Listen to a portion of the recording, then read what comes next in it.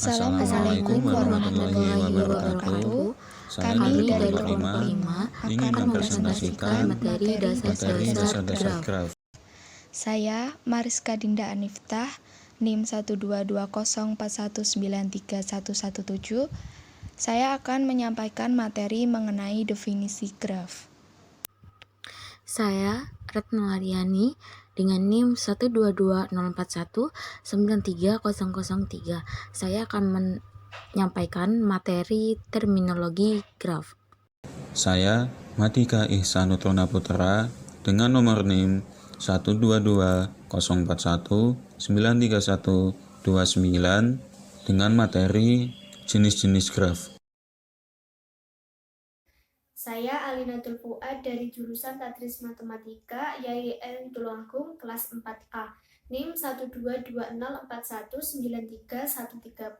Di sini saya akan melanjutkan materi yang keempat, yaitu graf sederhana yang khusus.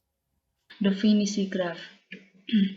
Graf G didefinisikan sebagai pasangan himpunan V, E ditulis dengan notasi G sama dengan V, E, di mana V adalah himpunan tidak kosong dari simpul-simpul dan E adalah himpunan sisi yang menghubungkan sepasang simpul. Nah, suatu graf G terdiri dari dua himpunan yang berhingga, yaitu himpunan titik-titik tidak kosong yang disimbolkan dengan VG dan himpunan garis-garis yang disimbolkan dengan EG. Selanjutnya, setiap garis berhubungan dengan satu atau dua titik, di mana titik tersebut dinamakan titik ujung. Garis yang hanya berhubungan dengan satu titik ujung disebut dengan lob. Dan dua garis berbeda yang menghubungkan titik yang sama disebut garis paralel. Selanjutnya, dua titik dapat dikatakan berhubungan atau adjacent jika ada garis yang menghubungkan kedua titik tersebut. Titik yang tidak memiliki garis yang berhubungan dengannya disebut titik terasing, yakni isolating point. Selanjutnya, graf yang tidak memiliki titik sehingga tidak mempunyai garis disebut graf kosong. Jika semua garisnya berarah, maka disebut graf berarah. Dan jika semua garisnya tidak berarah, maka dinamakan graf tak berarah. Nah, jadi sebuah graf dimungkinkan tidak memiliki sisi satupun, tetapi simpulnya harus ada, minimal satu. Graf yang hanya mempunyai satu simpul tanpa sebuah sisi dinamakan graf trivial.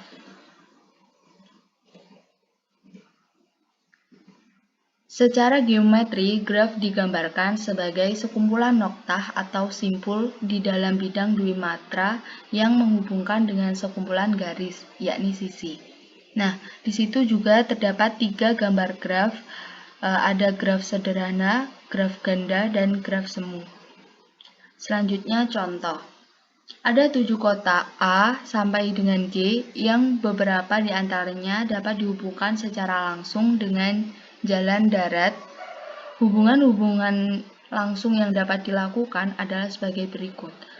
A dengan B dan D, B dengan D, C dengan B, E dengan F. Buatlah graf yang menunjukkan keadaan transportasi di 7 kota tersebut. Penyelesaian. Misalkan kota-kota dianggap sebagai titik-titik, dua kota atau titik dihubungkan dengan garis bila dan hanya bila ada jalan yang menghubungkan langsung kedua kota tersebut. Maka keadaan transportasi di 7 kota dapat dinyatakan dalam gambar berikut. Dalam graf tersebut, E1 berhubungan dengan titik A dan B. Keduanya disebut titik ujung E1.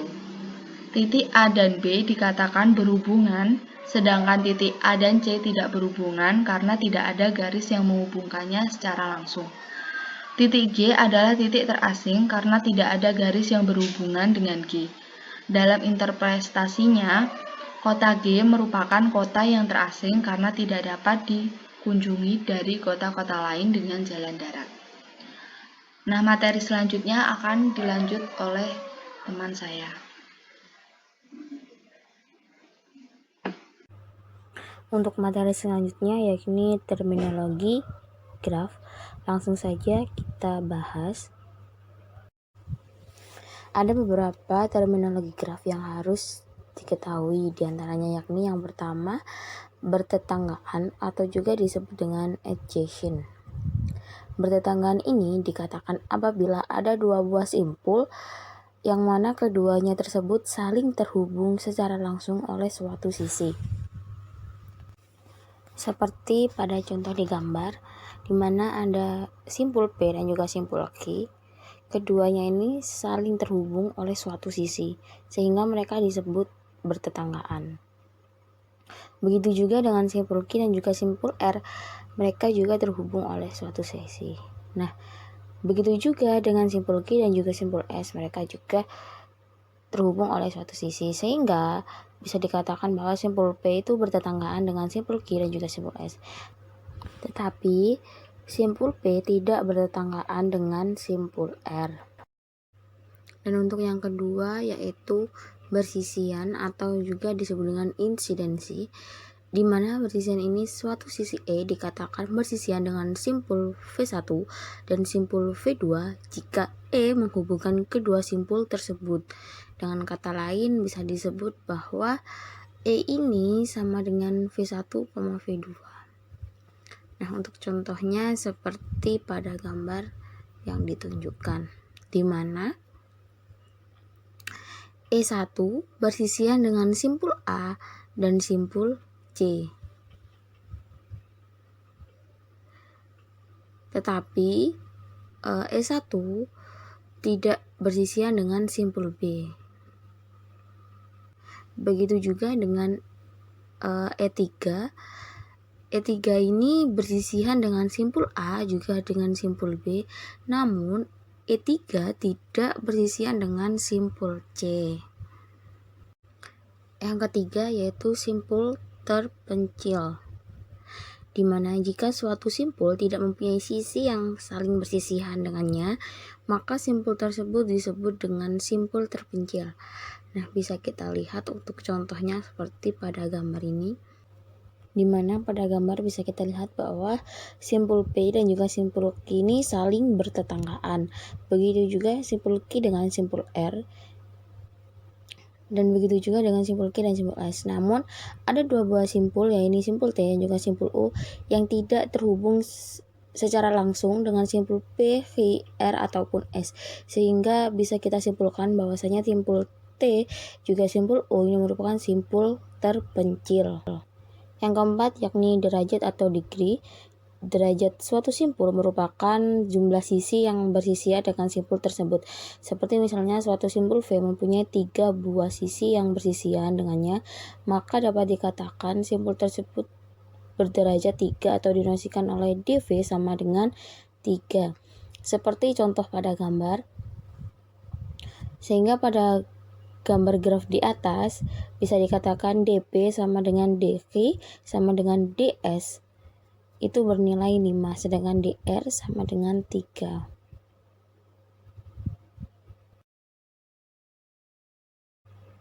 Derajat dari sebuah simpul pada suatu graf berarah dijelaskan sebagai berikut, di mana d in V merupakan jumlah busur yang masuk ke simpul V. Dan yang kedua yaitu d out V merupakan jumlah busur yang keluar dari simpul V, sehingga bisa kita dapat bahwasanya dV sama dengan d in V plus d out V.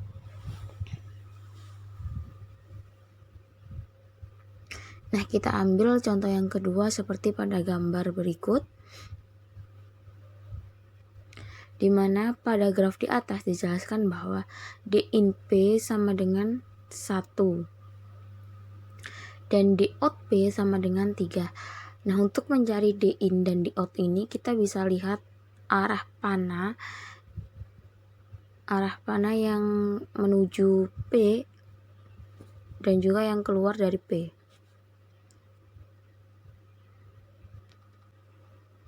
Nah, seperti pada panah yang pertama itu panah masuk, sedangkan untuk yang keluar itu ada 3 panah yang keluar dari P.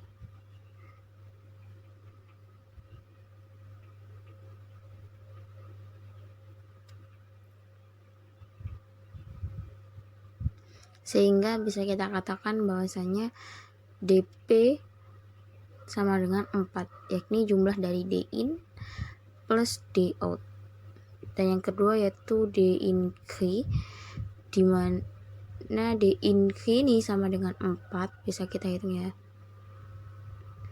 Yang masuk ada 4. Dan untuk D out Q ini hanya 1, maka D Q-nya sama dengan 5.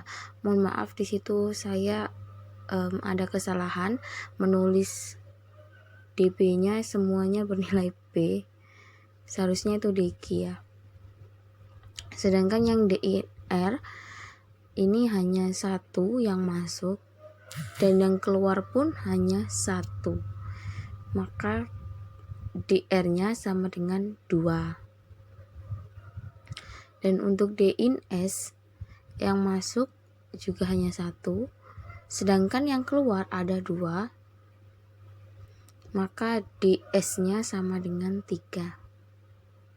Sehingga jumlah derajat semua simpul pada suatu graf adalah genap, yaitu 2 kali jumlah sisi pada graf tersebut. Jika G sama dengan V per E, V, E merupakan suatu graf, maka dapat ditulis bahwasanya seperti berikut. Nah, untuk contoh menghitungnya, perhatikan pada graf contoh yang pertama tadi, jumlah sisi pada graf tersebut adalah 9, sehingga jumlah derajat pada graf tersebut seperti berikut. Sehingga E ini sisi dari grafnya, jumlah sisi dari grafnya, sehingga langsung saja kita kali 2 kali 9 sama dengan 18. Atau juga bisa menggunakan cara yang kedua, yaitu dengan menjumlahkan seluruh DP, DQ, DR dan juga DS. Maka nanti akan menemukan nilai yang sama dengan cara yang pertama tadi.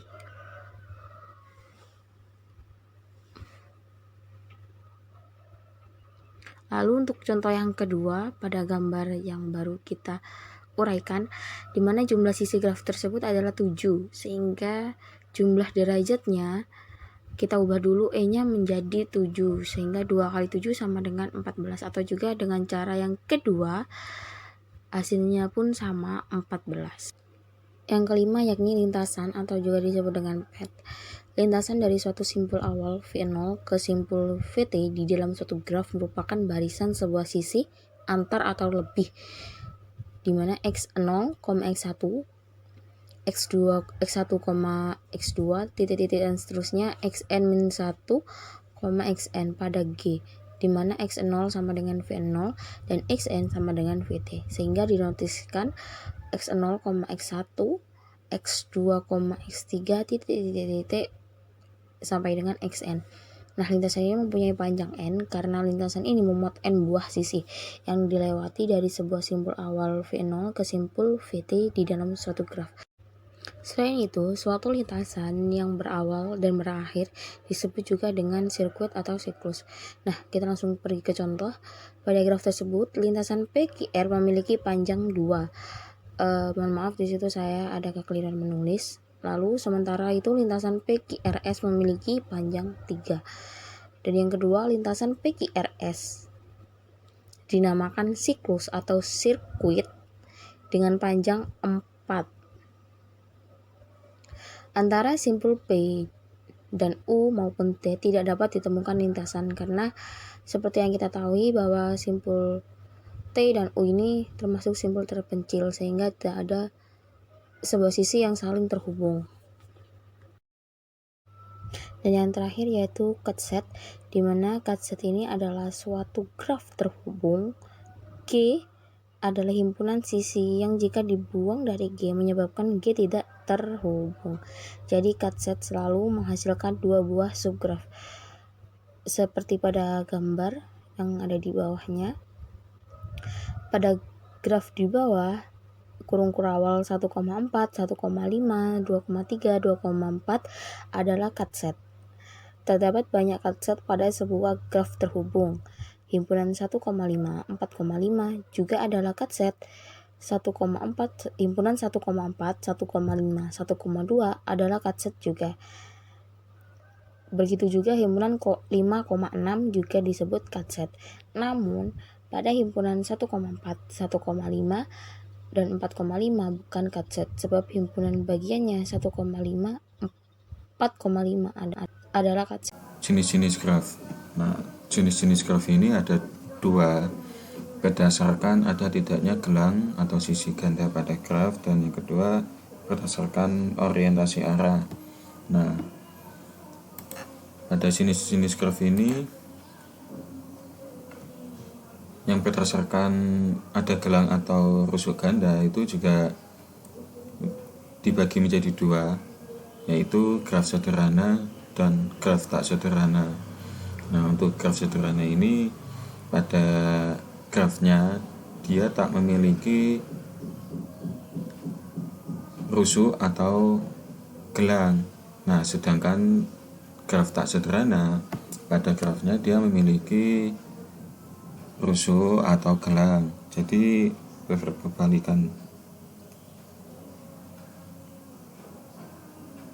Nah, untuk graf tak sederhana itu juga ada graf ganda atau graf semu. Nah, graf ganda itu untuk yang ada rusuk gandanya. Nah, sedangkan untuk graf semu itu untuk graf yang ada gelangnya. Nah, untuk berdasarkan orientasi arah itu juga dibagi menjadi dua, graf berarah dan tak berarah. Nah, untuk graf berarah ini untuk setiap sisinya pada grafnya ini diberikan orientasi arah. Nah, untuk yang tak berarah pada grafnya itu tidak diberikan orientasi arah seperti yang dicontohkan. Materi yang selanjutnya adalah graf sederhana yang khusus. Yang pertama, graf lengkap atau complete graph. Graf lengkap merupakan graf sederhana yang setiap titiknya terhubung ke setiap titik yang lain. Graf lengkap dengan n buah titik dinotasikan dengan Kn. Setiap titik Kn berderajat n-1. Jumlah sisi pada graf lengkap yang terdiri dari n buah titik adalah n (n-1) dibagi 2. Contoh dari gambar graf lengkap. Yang kedua adalah graf kosong. Graf kosong pada n titik yang dinotasikan dengan En merupakan graf yang himpunan sisi-sisinya merupakan himpunan kosong. Dengan kata lain, graf yang tidak memiliki sisi sehingga setiap titik tidak saling terhubung. Contoh gambar graf kosong. Yang ketiga adalah graf komplement. Apabila terdapat graf G, maka komplement dari G yang dinotasikan oleh garis G merupakan graf yang titiknya adalah titik dari graf G. Namun sisinya bukanlah sisi dari graf G atau ditulis E (garis G), komplement E (G). Contoh graf komplement. Yang keempat adalah graf lingkaran atau Sales. Graf lingkaran merupakan graf sederhana yang setiap titiknya berderajat 2. Graf lingkaran dengan n buah titik dilambangkan dengan Cn.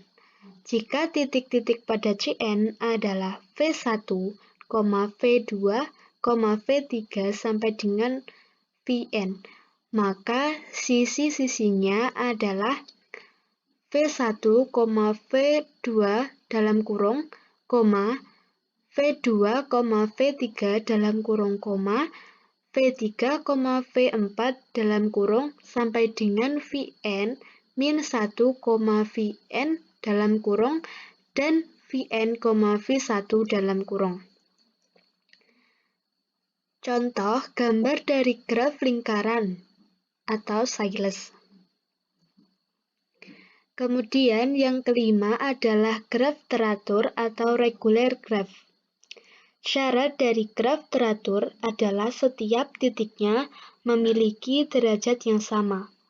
Apabila derajat setiap titik adalah R, maka dikatakan sebagai graf teratur berderajat dengan dalam kurung V sama dengan R.